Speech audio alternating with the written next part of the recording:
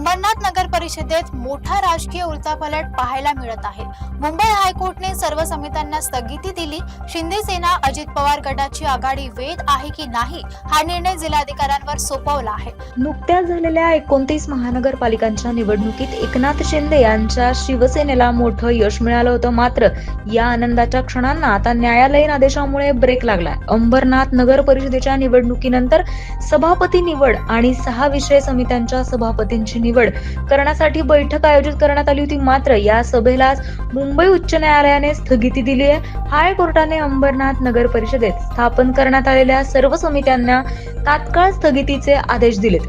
त्याशिवाय अंबरनाथमध्ये नव्याने स्थापन झालेली शिंदे शिवसेना गट, राष्ट्रवादी काँग्रेस, अजित पवार गटाची आघाडी वैध आहे की नाही याचा निर्णय जिल्हाधिकाऱ्यांनी घ्यावा असं निर्देश न्यायालयाने दिलेत। दुसरीकडे भाजपने काँग्रेसच्या नगरसेवकांना सोबत घेऊन तयार केलेल्या आघाडीबाबतही संभ्रम कायम आहे।